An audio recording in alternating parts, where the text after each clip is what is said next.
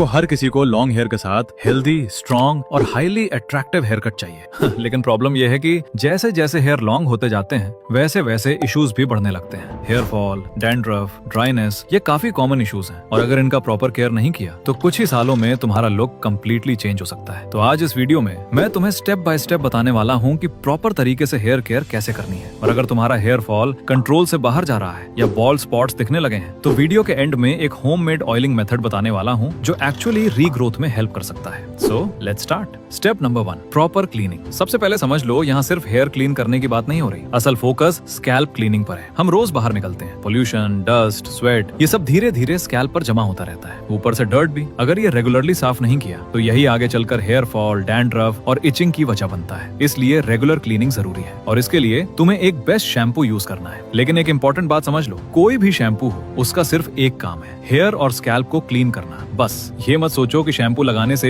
Hair thick, shiny या strong हो जाएंगे, वो उसका काम नहीं है। ओके, तो अब तुम्हारा क्वेश्चन होगा, वीक में कितनी बार शैम्पू करना चाहिए? ये डिपेंड करता है तुम्हारे लाइफस्टाइल पर। अगर तुम ज्यादा बाहर नहीं जाते या डेस्क जॉब करते हो तो वीक में 1 से 2 बार शैम्पू काफी है। लेकिन अगर तुम आउटडोर रहते हो, ट्रैवल करते हो या डस्टी एनवायरनमेंट में काम करते हो तो डेली माइल्ड शैम्पू यूज कर सकते हो। अगर बाल सिल्की हैं तो डेली अवॉइड करना और शैम्पू भी हेयर टाइप और स्कैल्प के अकॉर्डिंग यूज करना। अगर ऑयली स्कैल्प है या बालों में बिना ऑयल लगाए भी ग्रीजी फील होता है तो सैलिसिलिक एसिड या ग्लाइकोलिक एसिड वाले शैम्पू बेटर रहते हैं। ये एक्सेस ऑयल और डर्ट अच्छे से रिमूव करते हैं। अगर स्कैल्प नॉर्मल है तो माइल्ड सल्फेट फ्री और पैराबेन फ्री शैम्पू जो बजट में आए वो ठीक है। अगर डैंड्रफ ज्यादा है तो कीटोकोनाजोल वाला एंटी डैंड्रफ शैम्पू चूज करो और शैम्पू करते वक्त हेयर को जोर जोर से मत रगड़ो, फिंगर टिप से हल्का मसाज करो, कम से कम 1 से 2 मिनट्स तक, ताकि स्कैल्प प्रॉपरली क्लीन हो सके। और चाहे ठंड हो या नहीं, हॉट वाटर से हेयर वॉश नहीं करना है, हमेशा नॉर्मल वाटर यूज करो। Step number 2, maintain moisture. तुमने नोटिस किया होगा कि शैम्पू के बाद हेयर ड्राई और खींचे खींचे से फील होते हैं, क्योंकि शैम्पू सिर्फ डर्ट ही नहीं हटाता, वो नेचुरल मॉइस्चर भी हटा देता है। इसलिए शैम्पू के बाद कंडीशनर काम में आता है। कंडीशनर बेसिकली वो मॉइस्चर वापस देता है जो शैम्पू के दौरान निकल गया था। इसीलिए कंडीशनिंग के बाद हेयर सॉफ्ट, स्मूथ और हेल्दी लगते हैं। तो करेक्ट मेथड क्या है? सिंपल है, शैम्पू करने के बाद पहले हेयर से एक्स्ट्रा पानी निकाल दो। पूरी तरह ड्राई नहीं करना, बस पानी टपकना बंद हो जाए। फिर अपने हेयर लेंथ के हिसाब से थोड़ा सा कंडीशनर लो और सिर्फ हेयर स्ट्रैंड्स पर अप्लाई करो, स्कैल्प पर नहीं। बस इतना सा सिंपल स्टेप है, लेकिन अगर सही तरीके से करो तो हेयर की फील और लुक दोनों इंप्रूव होते हैं। Step number 3,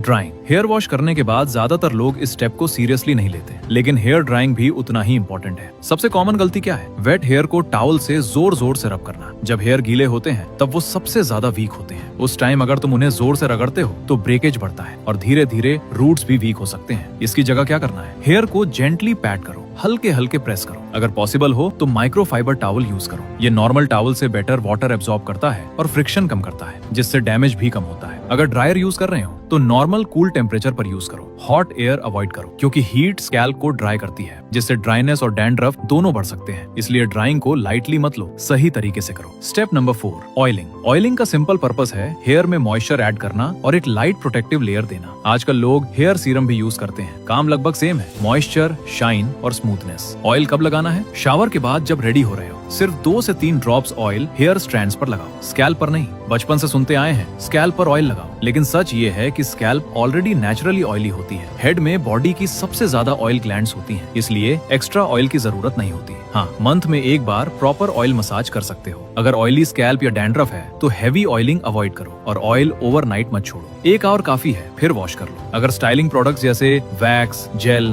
पॉमेड, hair spray use करते हो तो ध्यान रखो कि वो स्कैल्प को टच ना करे। और अगर मॉर्निंग में स्टाइलिंग करते हो तो नाइट में हेयर वॉश जरूर करो। स्टाइलिंग प्रोडक्ट्स ओवरनाइट मत छोड़ो। ये छोटी छोटी हैबिट्स हैं, लेकिन लॉन्ग टर्म में हेयर हेल्थ पर बड़ा डिफरेंस डालती हैं। Step number 5, nutrition. हेयर की असली स्ट्रेंथ बाहर से नहीं, अंदर से आती है, क्योंकि हेयर रूट्स को न्यूट्रिशन सीधे फूड से मिलता है। अगर डाइट प्रॉपर नहीं है तो कोई शैम्पू, कंडीशनर या ऑयल लॉन्ग टर्म में काम नहीं करेगा। सबसे पहले बात प्रोटीन की। हेयर लगभग 90% प्रोटीन से बना होता है, जिसे केराटिन कहते हैं। अगर बॉडी में प्रोटीन कम है तो हेयर वीक होंगे, इजीली टूटेंगे और हेयर फॉल भी बढ़ सकता है। इसलिए प्रोटीन इंटेक सही होना बहुत जरूरी है। एग्स, चीज, चिकन, सोया चंक्स, ये सिंपल सोर्सेज सोर्सेज हैं। ब्रेकफास्ट में 2 एग्स डेली एक प्रैक्टिकल स्टार्ट हो सकता है। हेल्दी फैट्स भी जरूरी है, ये स्कैल्प को नेचुरली मॉइस्चराइज रखते हैं और हेयर में शाइन बनाए रखते हैं। अगर डाइट में हेल्दी फैट्स नहीं है तो स्कैल्प ड्राई हो सकती है। Almonds, walnuts, flax seeds, chia seeds, pumpkin seeds अच्छे सोर्सेज हैं। विटामिन्स और मिनरल्स भी इक्वली इंपॉर्टेंट है, स्पेशली विटामिन ए, सी,